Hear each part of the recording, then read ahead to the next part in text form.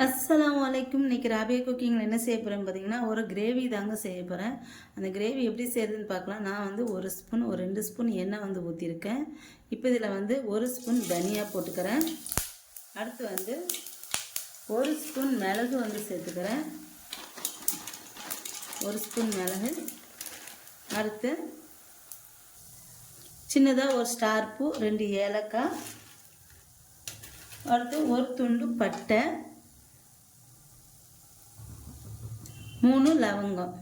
ஒரு துண்டு பட்டை, 2 ஏலக்காய், 3 லவங்கம், ஒரு சின்னதாக ஒரு ஸ்டார் பூ. அடுத்து 1 ஸ்பூன் ஜீரகம். இது எல்லாம் நல்லா வறுத்துக்கணும் இந்த எண்ணெயில். இது நல்லா வறுத்ததுக்கப்புறம் இதில் வந்து பெரிய வெங்காயமாக 1 வெங்காயம். இது நல்லா பொரிஞ்சதுக்கப்புறம் போடணும். பெரிய வெங்காயமாக 1 வெங்காயம் போட்டுக்கிறேன்.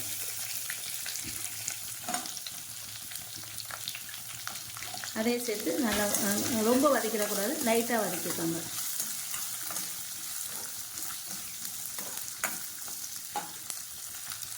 இந்த வெங்காயம் வந்து கண்ணாடி பதம் இந்த மாதிரி வதங்கினதுக்கப்புறம் இதில் பெரிய தக்காளியாக 2 தக்காளி வந்து சேர்த்துக்கிறேன். தக்காளி வந்து கொஞ்சம் பெருசாக வச்சுக்கோங்க. 1 வெங்காயம் பெரிய வெங்காயம் மாட்டு, 2 தக்காளி பெரிய தக்காளியாட்டு. இதை சேர்த்து இதையும் வதக்கிக்கணும்.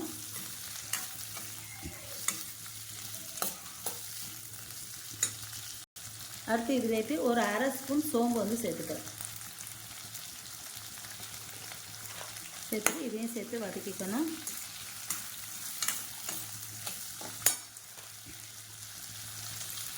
இப்போ இது எல்லாத்தையும் இந்த அளவுக்கு வதக்கினா போதும். இப்போ இதை ஆற வச்சு நல்லா நைஸாக அரைச்சி எடுத்துக்கணும். இப்போ அடுத்து நான் திரும்ப அதே பேன் வச்சுருக்கேன். இதில் கொஞ்சம் ஒரு 2 ஸ்பூன் எண்ணெய் வந்து ஊற்றிருக்கேன். இப்போ இதில் நான் வந்து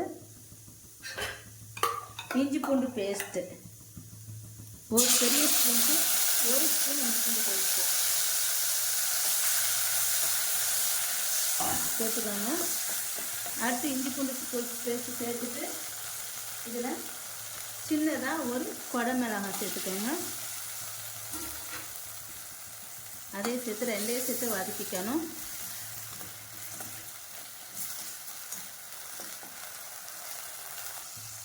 அடுத்து இதில் ஏற்று 1 ஸ்பூன் மிளகாத்தூள்,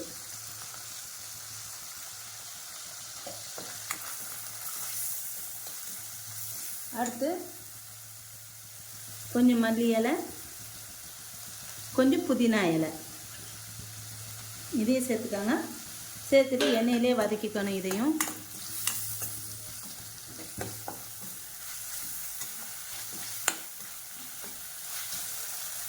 அடுத்து இதில் இஞ்சி பூண்டு பேஸ்ட் வந்து நல்லா வதங்கினதுக்கப்புறம் இதில் அரைச்சி வச்சுருக்க அந்த வெங்காயம், தக்காளி, சீரகம் எல்லாத்தையும், மிளகு சீரகம் எல்லாத்தையும் போட்டுக்கிறேன்.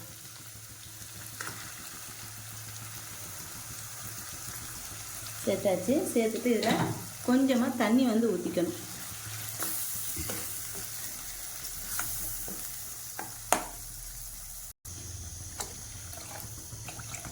ஒரு கிளாஸ் தண்ணி ஊற்றிக்கணும். ஊற்றிட்டு இதில் தேவையான அளவு உப்பு வந்து சேர்த்துக்கிறேன். இப்போ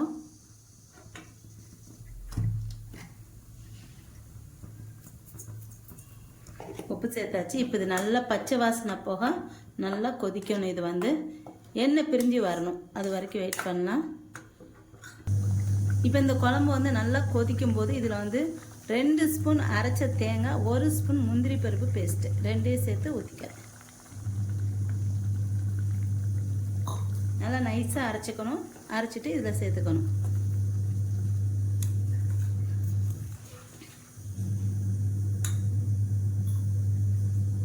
அவ்வளோதாங்க. இப்போ நல்லா கொதித்து எண்ணெய் பிரிஞ்சு வரணும். இப்போ இதை மூடி வச்சிடலாம். இப்போ பாருங்க, குழம்பு வந்து நல்லா எண்ணெய் பிரிஞ்சு நல்லா வத்திருச்சு. இப்போ இதில் வந்து நான் வந்து கடைசியாட்டு ஒரு 1.5 ஸ்பூனு கஸ்தூரி மேத்தி வந்து சேர்த்துக்கிறேன். சேர்த்துட்டு ஒரு நிமிஷம் போட்டுட்டு இதை வந்து இறக்கிடணும். இதில் வந்து குடமிளகா வந்து ஆப்ஷனல் தான், தேவைன்னா போட்டுக்கோங்க, இல்லைன்னா வேண்டாம். குடமிளகாய் எல்லாமே கிரேவி வந்து சூப்பராக நல்லா இருக்கும்.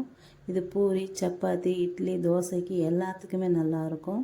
அதுமாதிரி கீ ரைஸ்க்கு சோத்தில் போட்டு சாதத்தில் போட்டு சாப்பிட்றதுக்கு நல்லா அதுவும் நல்லா டேஸ்ட்டாக இருக்கும். கண்டிப்பாக நீங்களும் ட்ரை பண்ணி பாருங்கள். என்னோட இந்த வீடியோ உங்களுக்கு பிடிச்சிருந்தா லைக் அண்ட் கமெண்ட் ஷேர் பண்ணிக்கோங்க. என்னோட சேனலை மறக்காமல் சப்ஸ்கிரைப் பண்ணிக்கோங்க.